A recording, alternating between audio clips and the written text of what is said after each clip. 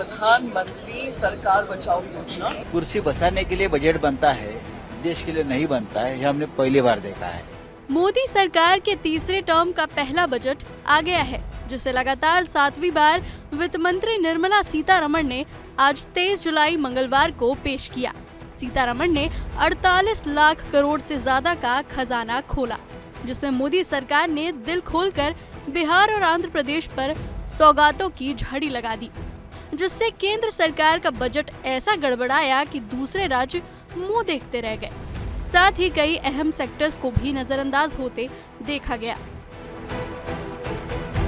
बिहार और आंध्र प्रदेश को special status नहीं देने के बदले सरकार को भारी कीमत चुकानी पड़ी है। इस चक्कर में यूपी समेत कई राज्यों को कुछ खास नहीं मिला, और तो और सरकार को उन राज्यों को नजरअंदाज करना पड़ा जहां कुछ महीनों में ही चुनाव है, जो कि बीजेपी के अगुवाई में एनडीए के लिए काफी अहम है।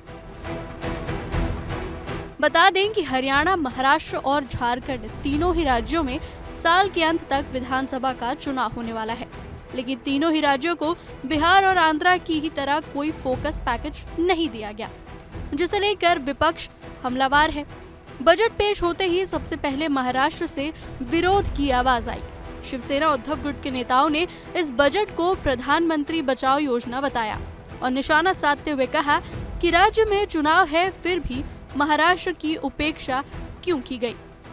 We call प्रधानमंत्री सरकार बचाओ योजना because we have realized that this government, if it has to be saved for the next 5 years, they would need their alliance partners, and these alliance partners need to get happy.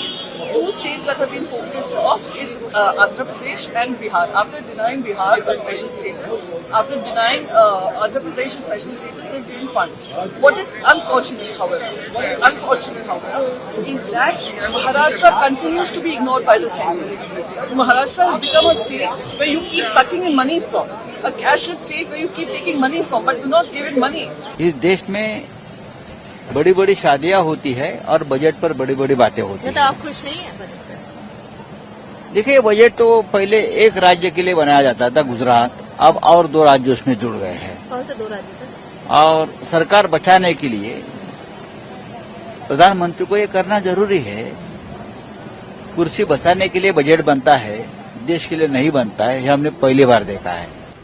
Maharashtra की ही तरह झारखंड के लिए भी कोई सीधा package नहीं दिया गया है। बता दें कि इस साल के अंत तक झारखंड में भी विधानसभा का चुनाव होने वाला है। हालांकि विकास भी विरासत भी वाली पूर्वोदय योजना में जिन 5 राज्यों को शामिल किया गया, उनमें बिहार, उड़ीसा, पश्चिम बंगाल और आंध्र प्रदेश के साथ झारखंड भी है। लेकिन बिहार की तरह झारखंड के लिए विशेष पैकेज नहीं दिया गया है। महाराष्ट्र और झारखंड की तरह चुनावी राज्य हरियाणा को भी इस बजट में कोई तवज्जो नहीं मिली।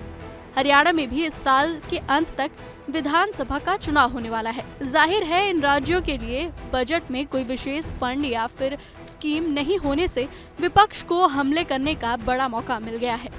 जबकि मोदी सरकार के तमाम पिछले बजट को देखें तो उनमें चुनावी राज्यों पर खूब फोकस किया गया था, चाहे वो लोकसभा का चुनाव हो या विधानसभा का। वैसे तो बजट और चुनाव में अलग रिश्ता है, लेकिन अगर आम चुनाव हो तो अलग बजट और विधानसभा का चुनाव हो तो उन राज्यों पर फोकस। आमतौर पर यही रिवाज रहा है, लेकिन इस बार के बजट में 3 राज्यों के चुनाव से ज्यादा गठबंधन का दबाव था, यानी विधानसभा चुनाव से ज्यादा पीएम मोदी अपनी सरकार बचाने पर ज्यादा फोकस करते दिखे।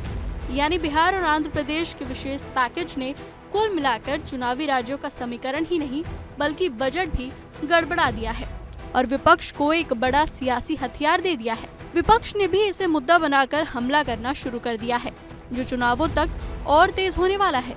आपको क्या लगता है, बिहार और आंध्र को साधने के लिए चुनावी राज्यों की अनदेखी बीजेपी को कितनी भारी पड़ेगी?